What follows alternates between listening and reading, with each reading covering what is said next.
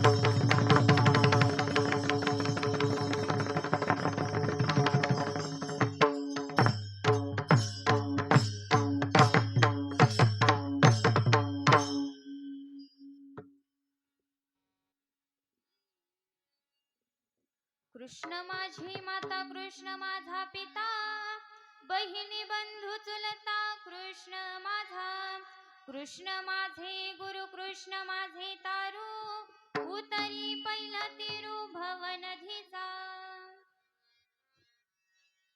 कृष्ण माझी माता कृष्ण माझा पिता बहिणी बंधू चुलता कृष्ण माझा कृष्ण माझे गुरु कृष्ण माझे तारू उतरी पहिला तिरू भवनदीचा कृष्ण माझे मान कृष्ण माझे जन सोयरा सजन कृष्ण माझा कृष्ण माझे गुरु कृष्ण माझे तारू उतरी पहिला तिरू भवनदीचा तुका म्हणे माझा श्रीकृष्ण विसावा वाटेन करावा परता जेवा कृष्ण माझे गुरु कृष्ण माझे तारू उतरी पहिला तिरू भवनदीचा विठ्ठल विठ्ठल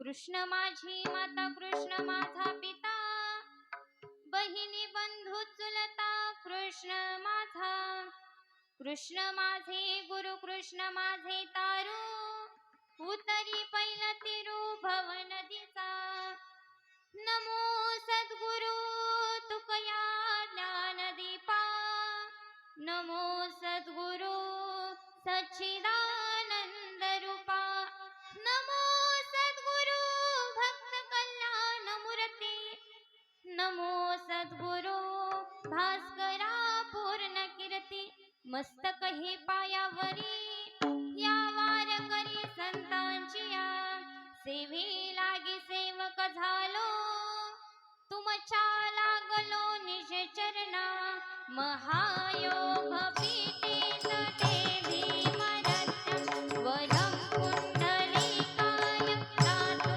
मुनीन्द्रे समागत्य तिष्ठन्तमानन्दकन्दं परब्रह्मलेकं वन्दे पाण्डुरङ्गं पाण्डुरङ्गकारू प्रथमनमना तुसरे चरणा संतांचिया तुसरे चरणा पांडुरंग करू प्रथमनमना तुसरे चरणा संतांचिया तुसरे चरणा त्यांच्या कृपादानी गतीचा विस्तारू त्यांच्या कृपादानी गतीचा विस्तारू बाबाजी सद्गुरु दास तुका बाबाजी सद्गुरु त्यांच्या कृपादानी गतीचा विस्तारू त्यांच्या कृपादानी गतीचा विस्तारू बाबाजी सद्गुरु दास तुका बाबाजी सद्गुरु बाबाजी सद्गुरु बाबाजी सद्गुरु पांडुरंगा करू प्रथम नमन दुसरे चरण संतांची या त्यांच्या कृपादानी कथेचा विस्तारू बाबाजी सद्गुरु दास तुका जयांचे केलिया स्मरण होय सकळ विघ्नेंचे अधिकरण तेची वंदू श्री चरण श्री गुरूंचे ते नमस्कारो नि आता आता नमो रंग भूमिका कीर्तने उभी होती लोका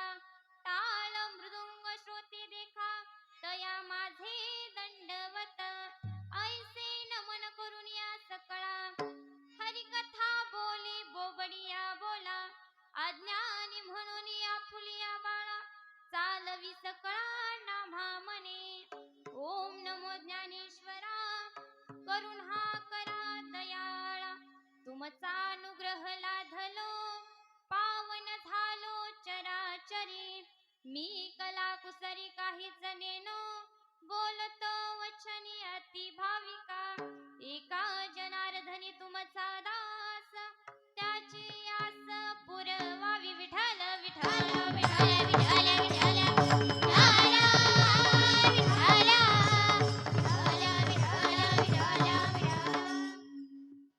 कीर्तनाला सुरुवात करण्यापूर्वी थोडासा परिहार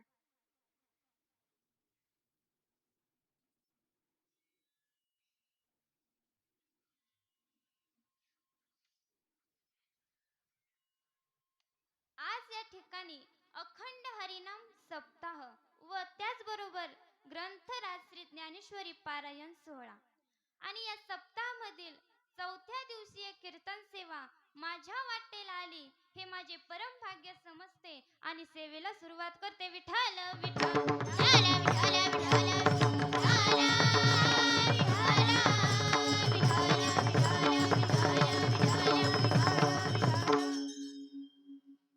प्रस्तुत कीर्तन रूपी सेवेसाठी घेतलेला अभंग देहूचे महान साधू श्रेष्ठ संत जगत वंदनीय देवमान्य इतकेच नव्हे तर वारकरी संप्रदायाचे कळस असणारे आमचे तुकोबाराय यांचा 4 चरणाचा बहुतेक सर्वांच्या पाठातील अभंग असावा विठ्ठल विठ्ठल विठ्ठल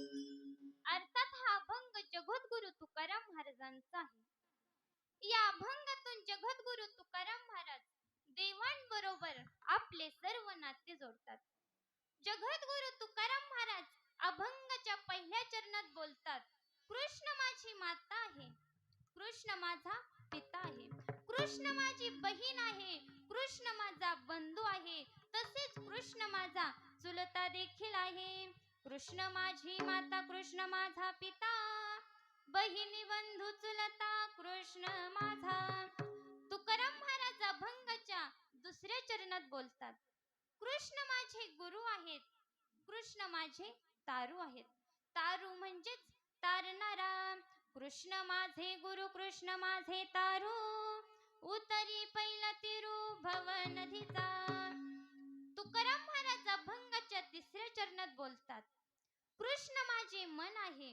कृष्ण माझे जन आहे तसेच कृष्ण माझा सोयरा देखील आहे कृष्ण माझे मन कृष्ण माझे जन सोयरा सज्जन कृष्ण माझा तुकाराम महाराज अभंगाच्या चौथ्या चरणात बोलतात माझ्या जीवनातील विसावा हा श्रीकृष्णच आहे तुका म्हणे माझा श्रीकृष्ण विसावा वाटे न करावा परत जीवा विठ्ठल विठ्ठल विठ्ठल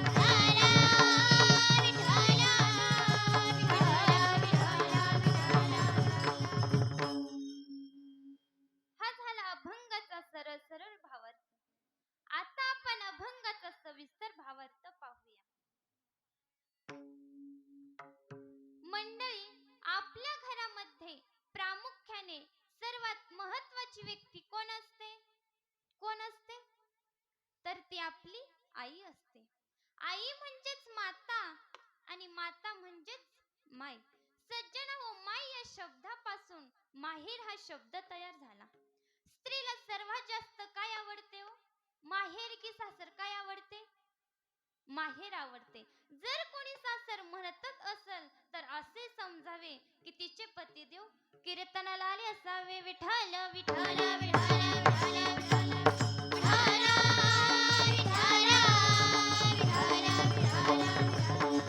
बरं आजी तुम्हाला काय आवडते माहेर की सासर काय आवडते माहेर आवडते पण केव्हा जेव्हा तुमची माय माहेरी जिवंत असते तेव्हा माहेरी गेलेल्या मुलीला कोणीच काम सांगत नाही कारण त्यांना असे वाटते की सासरी हिला खूप काम आहे पण त्यांना कुठे माहिती की सासरी ही सगळ्यांचा बापा हे विठ्ठल विठ्ठल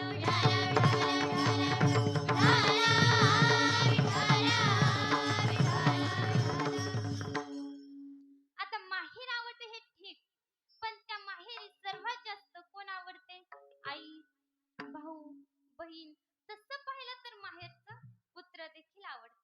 तसंही महिलांचा स्वभावच आहे. खायचे सासरचे आणि गायचे माहेरचे. एक महिला जात्यावर दळण दळत असताना ती स्वतःच्या भावाला गात होती. भावाची अत्यंत गरिबीची परिस्थिती होती आणि ती गात होती. वाट चारी वाट सरू पाहतोस काय खेड्याला, सोन्याचं कुलूप माझ्या बंधूच्या वाढ्याला. हिच्या भावाची 7 पिढ्याची दरिद्री आणि ही म्हणती कशी? सोन्याचं कुलूप माझ्या बंधूच्या वाड्याला. मंडळ हे खरं असेल का हो? पण हे खरं आहे. हिच्या भावाने एका सोन्या नावाच्या सावकाराकडून कर्ज घेतले आणि ते कर्ज त्याला न फिटल्यामुळे त्या सोन्या नावाच्या सावकाराने हिच्या भावाच्या वाड्याला कुलूप लावले. म्हणून ती म्हणत होती, सोन्याचं कुलूप माझ्या बंधूच्या वाड्याला. दुसरी एक महिला गात होती. गाव चारी पाटला नीट चाल गुमान, माझ्या बंधुराया बसाया विमान. हिच्या भावाकडे नीटनेटकी बसाया सायकल नाही आणि ही म्हणती कशी? माझ्या बंधुराया बसाया विमान. तात्पर्य, स्त्रीला माहेर आवडतं ही गोष्ट खरी, पण लग्न झालेल्या मुलीने जास्त दिवस सासरी राहावे की माहेरी? बोला, सासरी राहावे की माहेरी? सासरी राहावे. पण मुलीला आवडते ते म्हणजे माहेर. होय, सर्वांनाच माहेर आवडते. अहो, माझ्या संतांना देखील माहेर आवडते. पंढरी हे माझे माहेर साजनी, पंढरी हे माझे माहेर साजनी, पंढरी माझे माहेर साजनी, पंढरी माझे माहेर साजनी, पंढरी हे माझे माहेर साजनी, पंढरी हे माझे माहेर साजनी, पंढरी माझे माहेर साजनी, पंढरी माझे माहेर साजनी.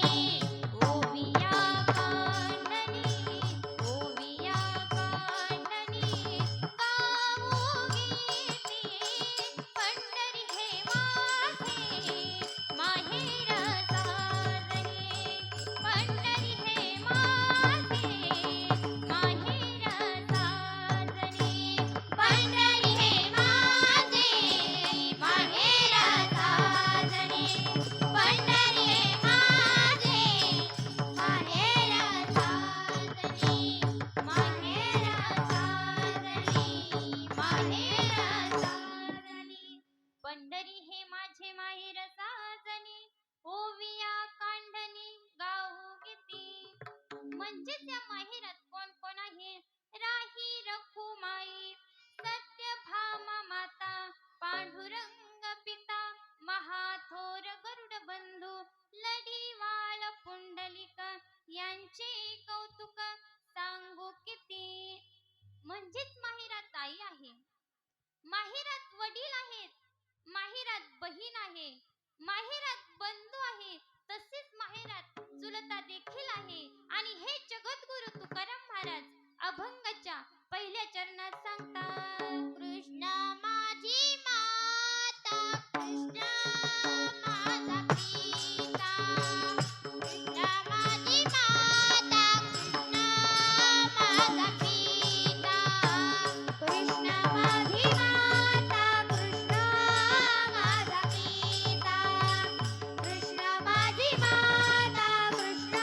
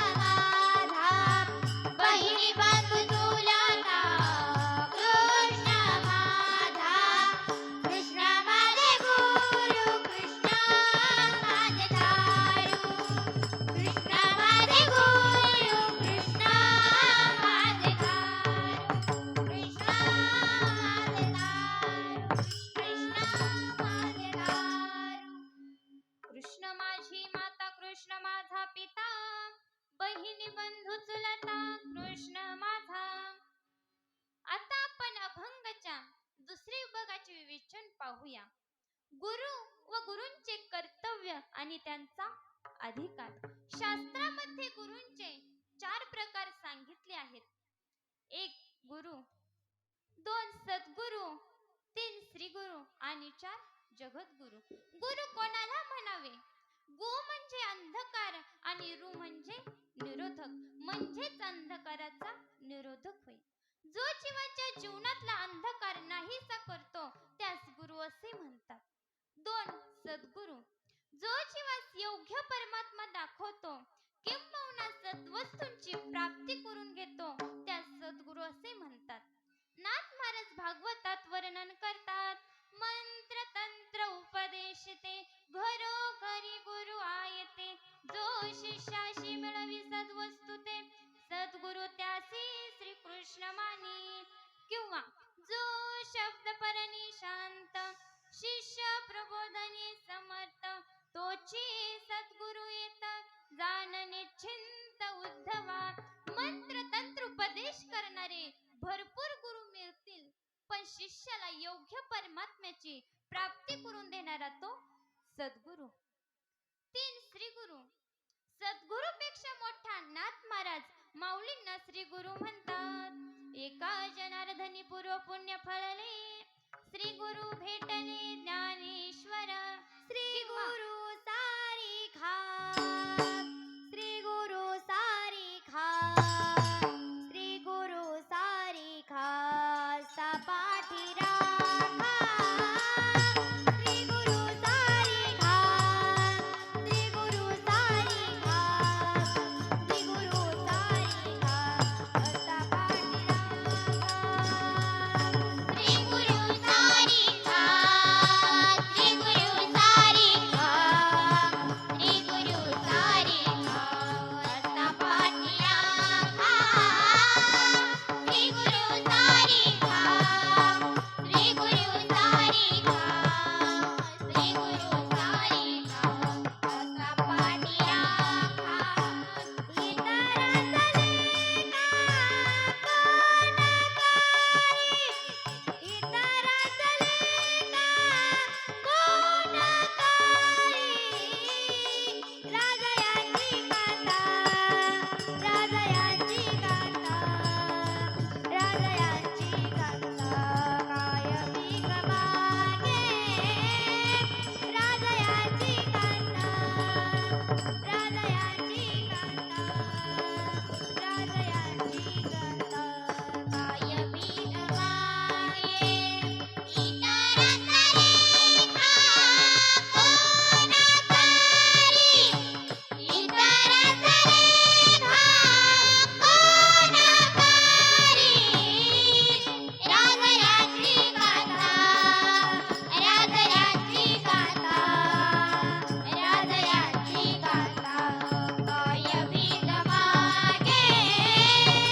राजयाची गाथा, राजयाची गाथा, राजयाची गाथा काय भीक मागे, काय भीक मागे, काय भीक मागे.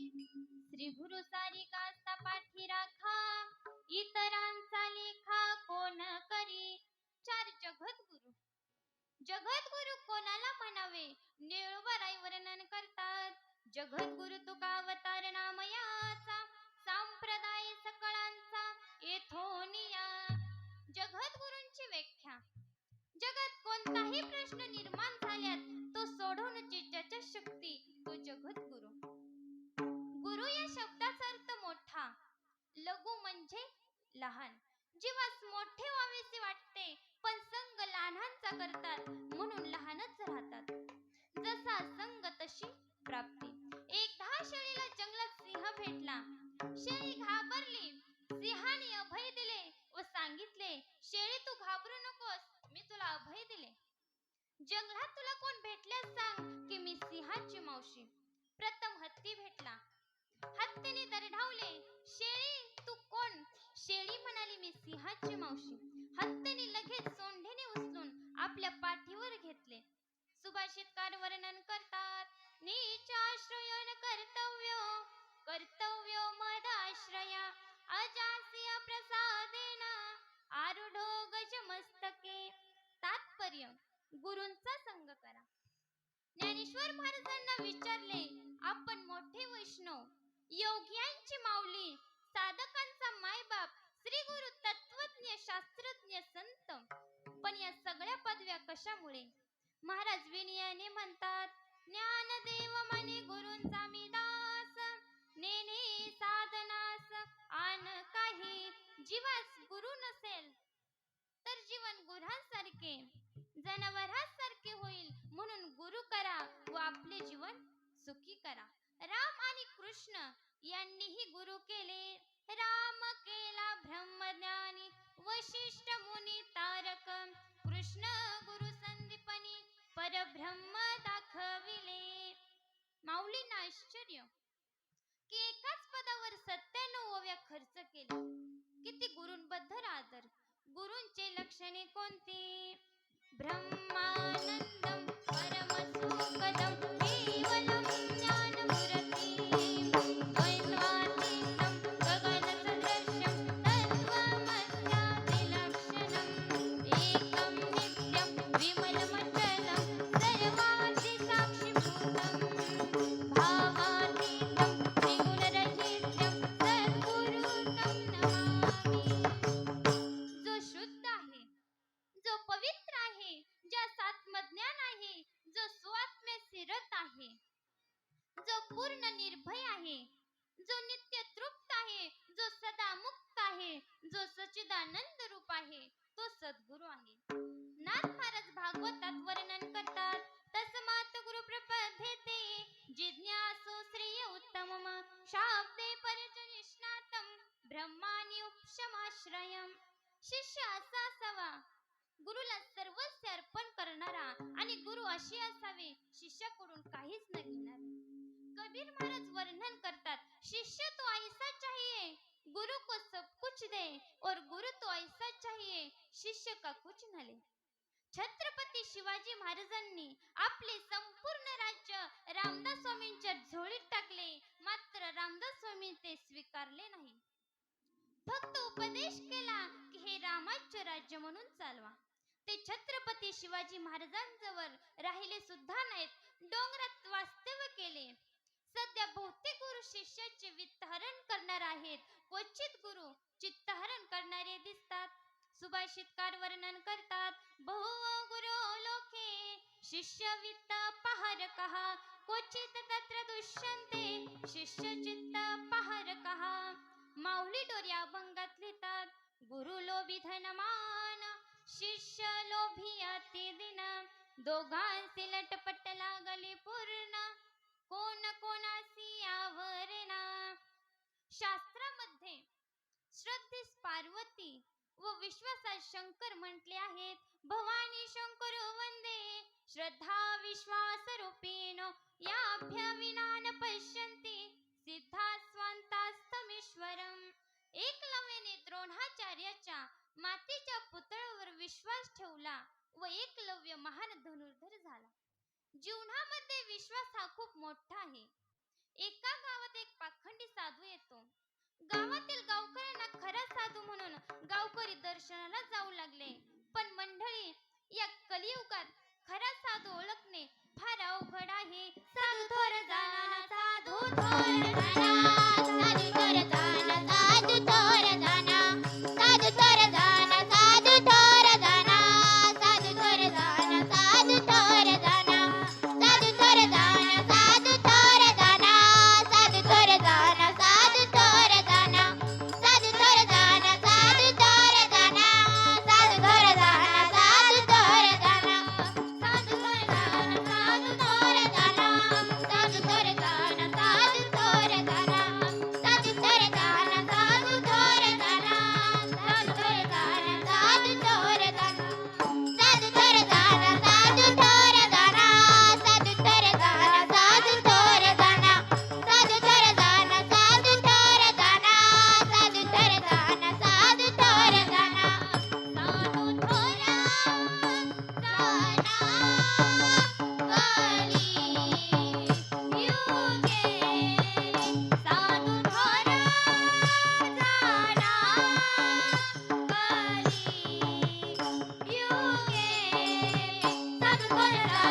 साधू थोर जना साधू थोर जना साधू थोर जना साधू थोर जना साधू थोर जना साधू थोर जना साधू थोर जना साधू थोर जना साधू थोर जना साधू थोर जना साधू थोर जना साधू थोर जना साधू थोर जना साधू थोर जना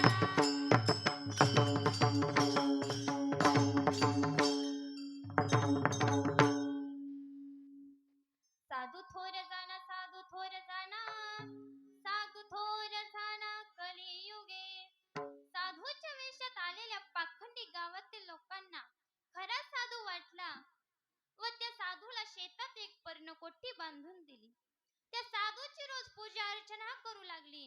त्या साधूला दररोज जेवण घेऊन जाऊ लागले. परंतु एक दिवस पाऊस पडल्यामुळे नदीला पूर आल्यामुळे इकडे तो पाखंडी साधू निश्चिंत होता. दुसऱ्या दिवशी ज्या वेळेस गावकरी साधूंना जेवण घेऊन गेले त्यावेळेस साधू महाराज म्हणतात, काल मला भेटायला का नाही आले? मंडळी, त्या साधूला राग का आला?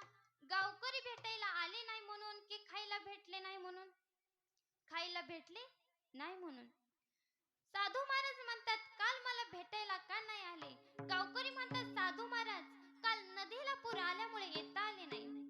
साधू महाराज म्हणतात, अरे नदीला पूर आला म्हणून काय झाले? देवाचे नाव घ्यायचे आणि पाण्यावरून चालत यायचे.